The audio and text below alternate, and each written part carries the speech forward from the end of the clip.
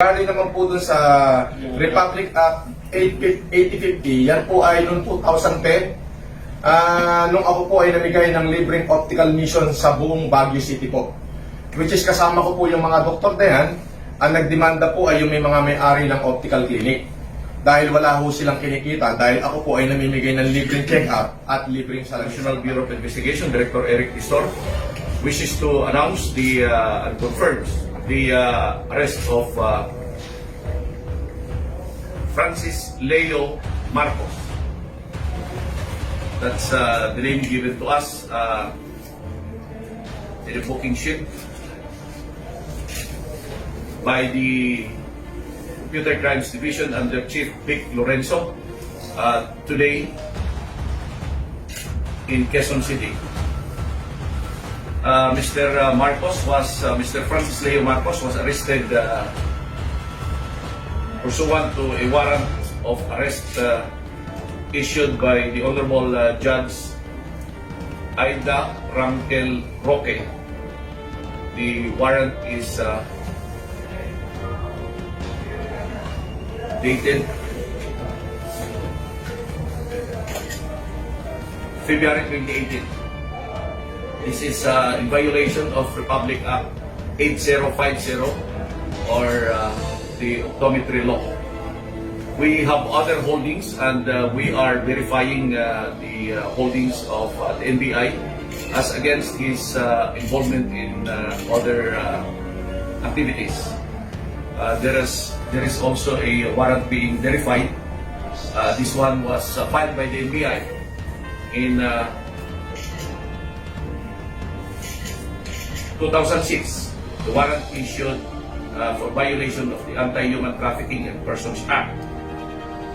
This is for qualified trafficking, so this is an unavailable warrant for his involvement in the recruitment of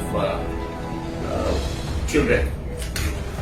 Also, there is a warrant for violation of Republic Act 9262. Ito yung sa exploitation, abuse, and violation of women and children. This one is issued in Gapan City. Also, we are in the process of verifying the true identity because we have been receiving reports that he had been using a name before, Norman Mangusin, sorry. The person to my right, Mr. Francis Leo Marcos, is assisted by his counsel, Attorney Castillo.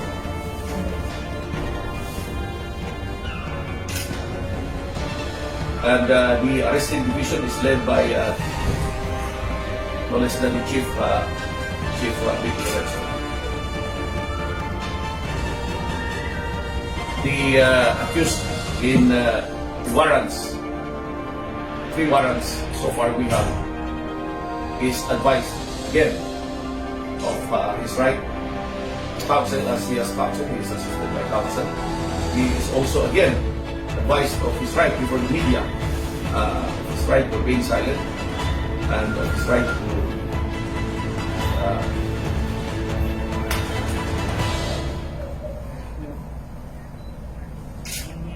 get to not talk. Anything he says under our custody may be used against him in any forum. Any questions? Sir, ano po yung background po nung, saka kailan po na ipalabas yung third case, third warrant po na bine-verify? Which one?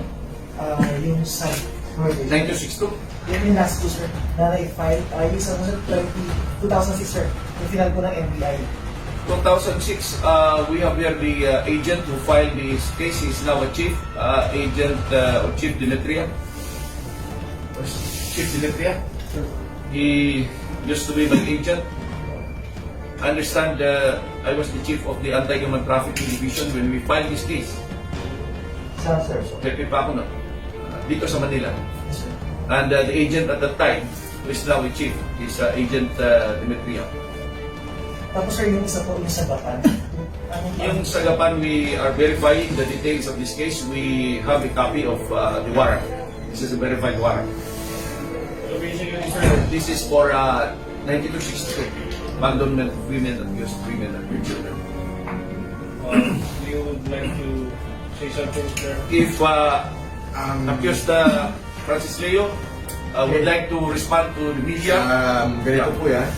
First and for all, wala po akong kilalang taga-Gapan na Beisiha at hindi pa ako napupunta ng Gapan. So, may natatandaan lang ho ako dyan na meron akong complainant na taga-Gapan na kinasuhan ho ako ng estafa, which is naglaban ho kami sa korte at nanalo po ako, yung po ay acquitted. So, baka sila rin ho yung may gumawa niyang violation of 926 na yan. Yan po ay hindi po talaga ako taga-Gapan, hindi ko kilala kung sino yung nagsampa niyan. Regarding naman po dun sa Republic Act 8050, yan po ay noong 2010, nung ako po ay namigay ng libreng optical mission sa buong Baguio City po. Which is kasama ko po yung mga doktor na yan, ang nagdemanda po ay yung may mga may-ari ng optical clinic. Dahil wala ho silang kinikita, dahil ako po ay namimigay ng libreng check-up at libreng salamin sa mata. Ngayon po, dahil po yan taon-taon kong ginagawa yung optical mission na yan, at least 3 times a week, 3 times a year, pag kumikita po ako, nung pong nag-humanitarian ako, the same thing sa General Santos somehow in 2014 hanggang Coronadal, hanggang South Cotabato, isinasampahan din ako ng the same group, yung Integrated Philippine Association of Optometrists. At yan po ay nakuhanan ko ng visit order kay Judge Noel sa Jensa noong 2014. Ngayon, kaya po kanina, nung pumunta po sa akin si Chief Lorenzo, sabi ko ako po isasama sa inyo at para liwanagin natin yung disease order ko at yung disease order ko at saka yung warrant of arrest ng violation of RA 250. Now, yung isa pong warrant of arrest involving human trafficking, yan po ay wala po akong nalalaman at hindi ko po alam yan. Wala po talaga akong nalalaman, hindi po ako na-involve dyan sa kahit anumang illegal na aktibidades. Hindi po tayo naging kriminal o hindi po tayo na-involve kahit po holdapan o kung ano man. Tayo po ay masipag, masipag po tayo maghanap buhay, masipag tayo magtrabaho. Ayun po, yun lang po ang aking masasabi. The rest po ay sabi lang. Sir, may isang tanong lang po kasi may binanggit si Sir Darin na meron din po silang question sa identity. Ano po ba talaga? Sir, ganito po kasi yan eh. Ako po ay Marcos, ako po ay Marcos. Kung may problema po sa pagiging Marcos ko, dapat po nanay ko ang tanongin. Sapagkat hindi naman po ako ang gumawa ng pangalan ko, kundi po ibinigay po sa akin yan ng aking ina. Pero related kayo sa dating presidente po? Hindi ko po yan masasagot. Ang matasabi ko lang po, kung may question po regarding sa pagka-Marcos ko, yan po yung aking ina.